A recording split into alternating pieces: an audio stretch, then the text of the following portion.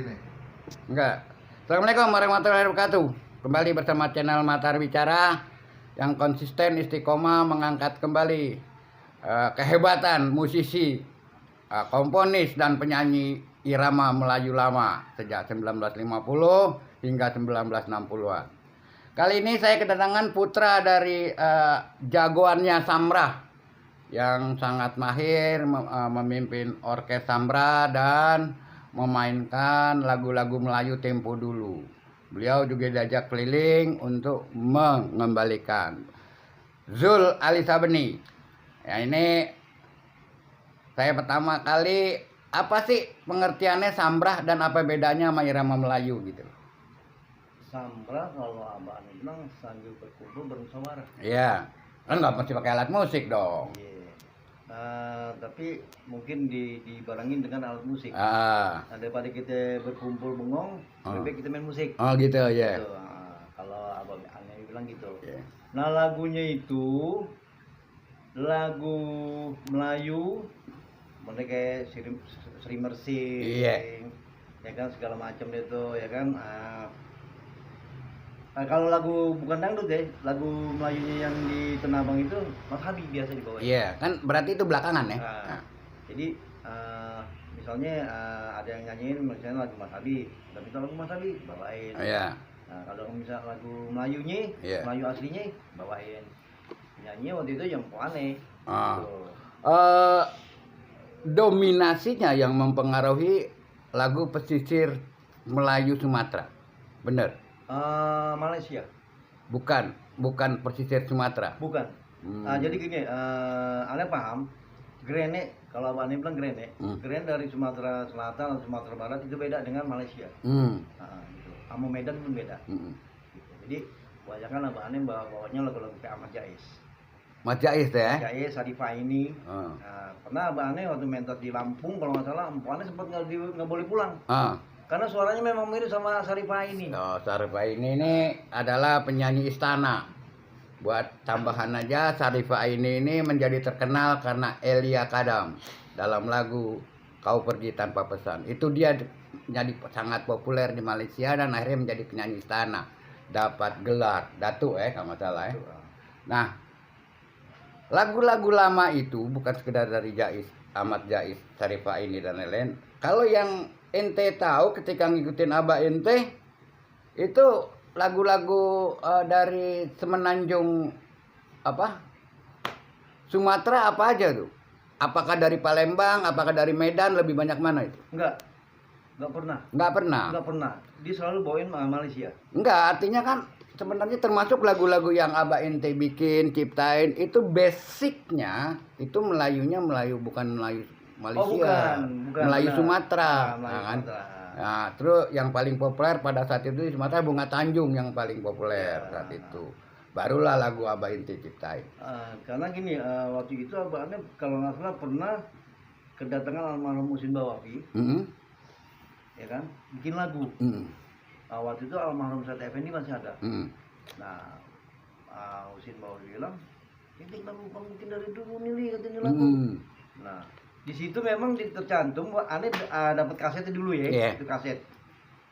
Rayon Palsu itu Rayon kalau apa? Bilang sungguh. Oh, Rayon Maut, Said Effendi. Itu ciptaan abah nih.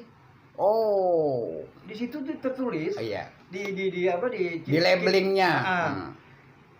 Emali. Oh, Emali ya. Gitu. Cuman aneh pernah nanya sih sama yang bersangkutan juga, tapi nggak ada jawaban, ya udah gitu. Aneh tambahin dikit kalau di persoalan itu ya. Orang dulu beda sama orang sekarang. Saya cipta lagu, saya kasih sama dia nyanyi populer. Terus populer terus kita nggak ada semacam keikhlasan dan kegembiraan, kebahagiaan karena karyanya dijalankan. Kalau sekarang bisa ke pengadilan itu yang begitu kan. Artinya apa? Orang dulu enak, terbuka, ikhlas. Jadi termasuk rayuan maut ya. Iya, karena aneh lihat di pas ininya itu ada hak cipta ini kan ada itu. Gitu, aneh lihat. Nah, aneh cari kasetnya memang mereka gak ada. Oh, yang aslinya nggak ada. Iya, kaset itu ya. Gambarnya gambar Said Effendi. Lagi di kalau nggak salah di Demak waktu itu. Fotonya abah ini kan dibawa ke Demak waktu. Iya. Said Effendi kan ada acara sono. Abang Ane juga sempat bergabung sama grup Medan ke Malaysia, ke Bangkok, Thailand, segala macam, berangkat ke luar negeri. Ya itu berkat lagu Melayu. Waktu ente diajak Abah Inti untuk mainkan alat musik apa itu? Ane gendang. Gendang. Tahun berapa, umur berapa itu? Tahun 75, Ane main dari tahun 75. Oh, diajak lah keliling-keliling ya. Belum kenal perempuan belum. Iya. Belum kenal. Iya kalau sekarang kan guru mulu. Iya. Gitu. Jadi Abah Inti mimpin orkes Sambra terakhir tahun berapa itu? Pas 2011. Udah kalah lah sama arus musik yang lain ya. Udah kalah. Jadi selain yang disebut Sambrah dengan lagu-lagu klasik Melayu, juga menyanyikan lagu-lagu Melayu modern. Sesungguhnya 1960 itu adalah peralihan dari Melayu klasik ke Melayu modern melalui orkes Melayu Chandra Lela dan Kelanaria, kemudian lain-lain, kemudian barulah masuk dangdut. Yang masih bertahan pada saat itu adalah orkes Melayu Bukit Seguntang pimpinan Ahalik. Itu asli.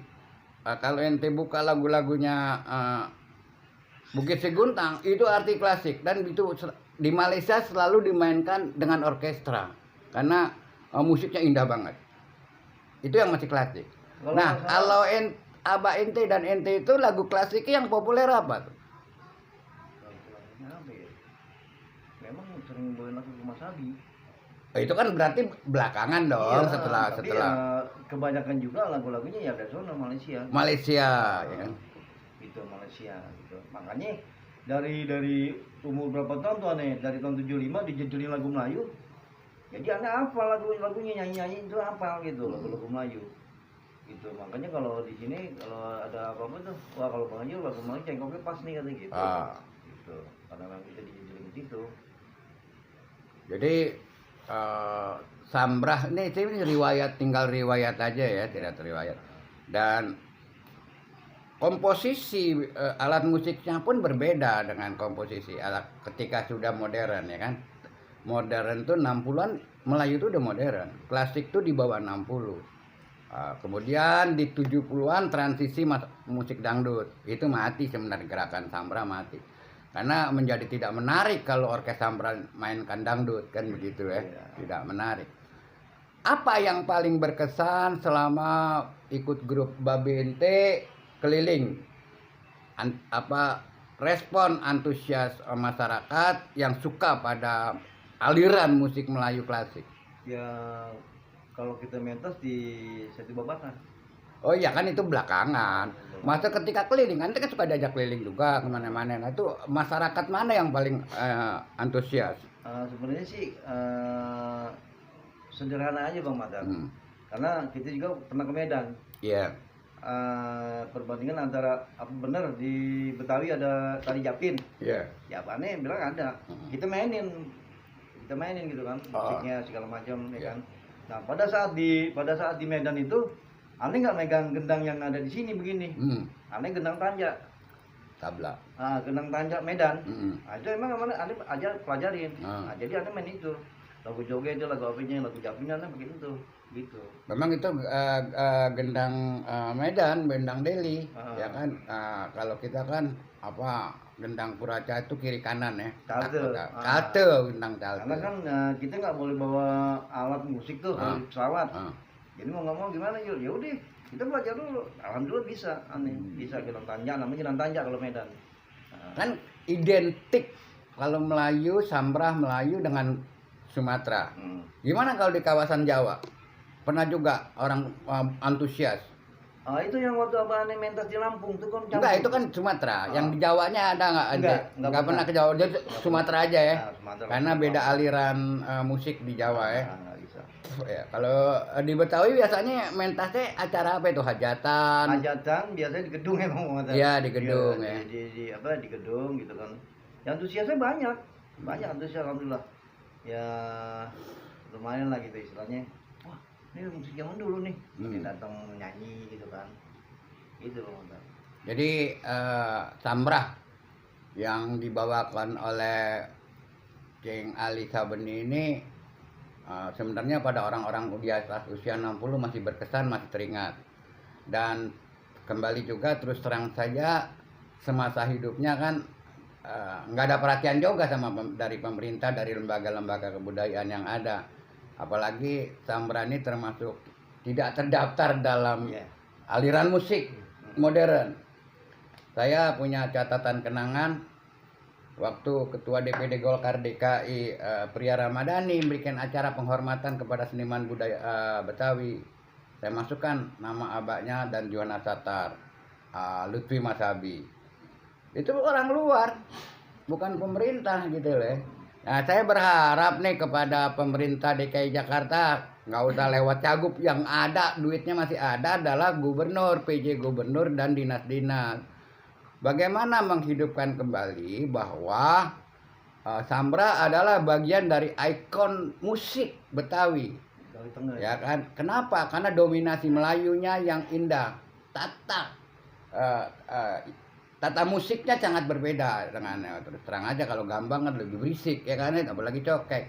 Tapi Melayu kita sangat bisa menikmatinya. Nah, Bang Dul, ada nggak harapan mau bikin lagi grup Sambra? Gini Bang Mantar, ini saksinya ya Allah ya. Iya. Ada, kita nggak sebut deh. Ada komunitas yang mau bikin Sambra, bahkan dia nanya, alat musik apa aja Manjul? Anu Yukit, begini. Oh iya, bentar, aneh mau nih ke satu lembaga. Setelah udah dapet alat segala macam nih.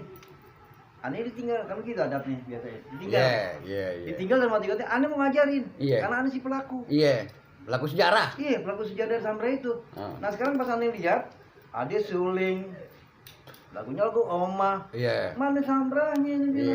Gedang dangdut. Jadi gitu pakai benjo segala macem. Pakai mendolin. Enggak ada. Dan biasanya itu mati suri juga nanti. Akhirnya tenggelam kan. Nah kalau dulu zaman Abah Anbas betot. Yang tinggi. Nah dulu Abah Ane main Sambra itu nggak pakai akordeon Bang Mantar. Oke, apa? Harmonium ditarik. Enggak, yang dinjot. Yang ditarik dinjotin. Dinjot ada yang ditarik ada, tapi Abang ini pakai yang dinjot karena udah kadaluarsa. Bukan pemerintah pusat malah yang niin. Pemerintah yang ada di Jakarta Timur. Diganti dengan alat musik seharga 185 juta. Abah aneh bingung, rumah kecil, alat musik banyak nih, kecilin aja gitu. Bukan rumahnya dikecilin. Bukan rumahnya digedein, jadi rumah kecil, alat musik banyak. 185 juta kan gede. Itu saat itu ya. Astagfirullahaladzim, alat musik lu tumbuk-tumbuk. Cuman aneh saranin jangan. Ini suatu saat kan ada orang butuh nyewa-nyewa macam lebih gampang. Kan tahu sendiri orang kenapa ada udah. Akhirnya mau nggak mau ya, termasuk yang terakhir bass sama akordeon. Ini sering Bang Mantar kan? Iya, sekarang ada di, saya mau tebus lagi nggak boleh. Udah pasti. Ya nggak. Jadi mestinya memang ini kalau kita punya alat-alat yang punya bersejarah ya bolehlah ditebus lagi oleh pengelola gitu kita. Nah di rumah ada masih bunyi. Aneh tanya kemana dia buang harmonium sama ada aneh semuanya jadi doang. Nah orang mereka gak ngerti. Aneh datang ke sana ke rumah mana nih yang pokoknya begini Bang Zul, ya sebenarnya mumpung kita masih hidup ya, kita berusaha sampai kapanpun kita punya wasiat lah dari Abah Inte untuk mewarisi. Entah kapan kita bikin ketemu orang yang ngerti, sepaham, sevisi, semisi untuk menghidupkan musik asli Betawi yang lama, musik irama Melayu yang namanya Sambra. Jadi gini, Bang Mantar, maaf bukan ada potong. Ketukan gendang Melayunya pun beda. Kalau Anda mainin pada bengong semua pemain gendang sini belum tentu bisa. Karena Anda belajar gendangnya itu sama bapaknya Ustadz ini siapa? Asep Torik. Ada belajar penyanyinya memang vokalis dia sama Bang Tamrin. Bang Tamrin khusus lagu Mas Habi, Bang Mamat khusus lagu Melayu. Tuh, Ani berdua sama dia. Gitu. Jadi di sini memang vokalisnya memang udah dijamin. Iya. Suaranya juga apa lagunya gitu kan. Ya, lagu cengkok ya. Iya. Segala macem lah. Kalau Bang Tamrin itu emang wah subhanallah kalau buat lagu Mas Abi gitu kan. Hafal semua, cengkok juga bagus gitu.